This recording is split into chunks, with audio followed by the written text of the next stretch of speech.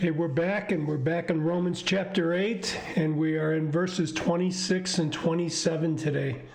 In this chapter, Paul's reminding us of the foundation on which our growth as Christians, our growth in godliness is based. These are the foundation stones. Without these foundation stones, our growth in grace and knowledge of the Lord becomes unstable and sporadic and inconsistent. Who hasn't experienced these things in our Christian life?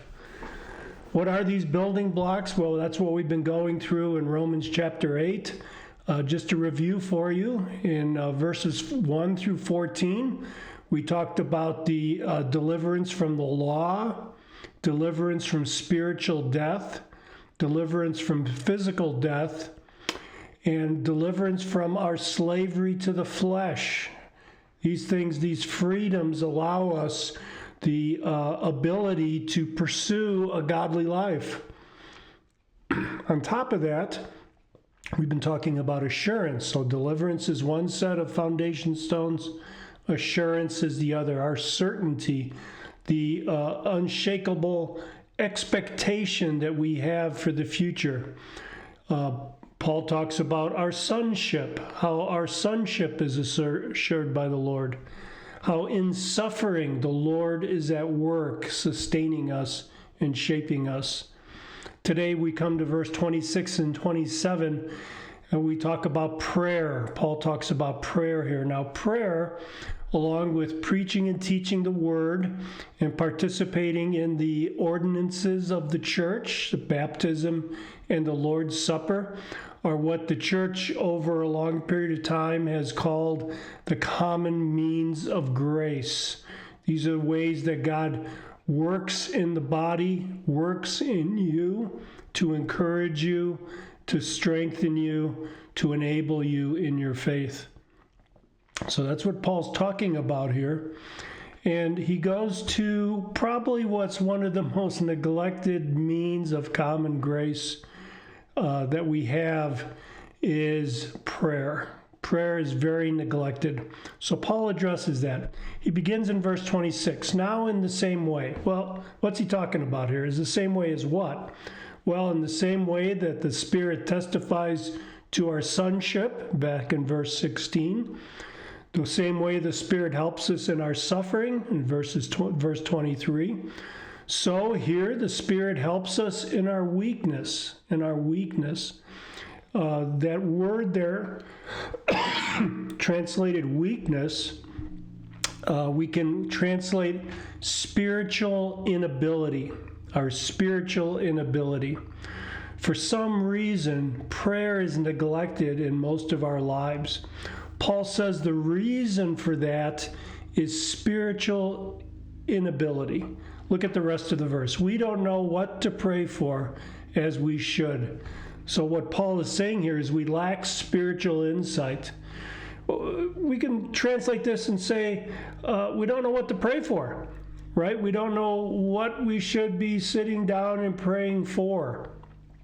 And it discourages us from engaging in this means of grace, this means of strengthening ourselves to carry out this spiritual fight we're in to become more godly. We don't know what to pray, he says. So this is really an invitation to move out, even though you don't know what to pray for, even if you don't want to pray. Paul is just saying that we don't know what to pray for, and that he inhibits us, that keeps us from praying. My phrase I often use in pastoral context is that it's much easier for God to steer a moving car.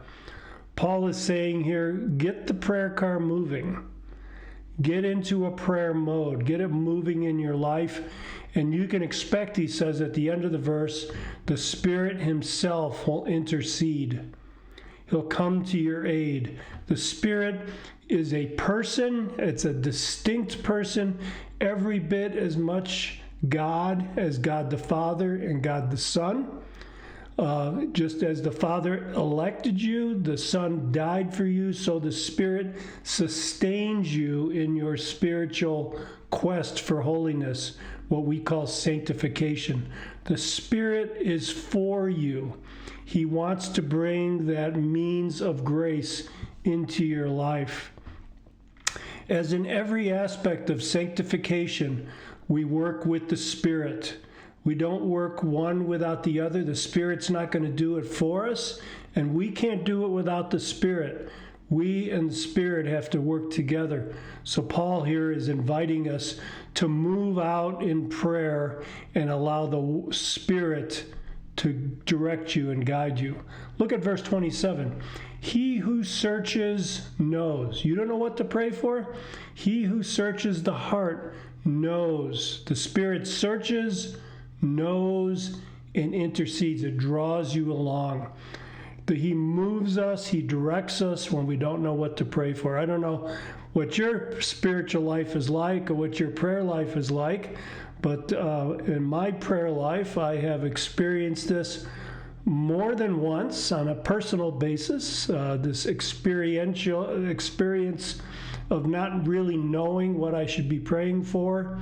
Or perhaps sometimes it's been I've started praying for one thing and I'm led into prayer for something else. That is the Spirit at work. Not that I'm some super saint. I'm as confused and weak spiritually as you are. But the Spirit intercedes. We depend on the Spirit. So here's my exhortation to you. Pray. Find the time to pray. And I'm not talking about these arrow prayers that you can pray while you're driving down the road, or these prayers that you pray when you pull into the parking lot, the Jesus of the parking lot, give me a good parking space. I'm talking about setting aside some time. For me, it works at the beginning of the day, setting aside some time, even if it's only 5 minutes, and making yourself available for prayer. Perhaps it's something you read in the Word. Perhaps it's some phrase or something that maybe I've said in one of these in the Word segments that has led you or prompted you to pray. Perhaps you don't know at all what to pray for.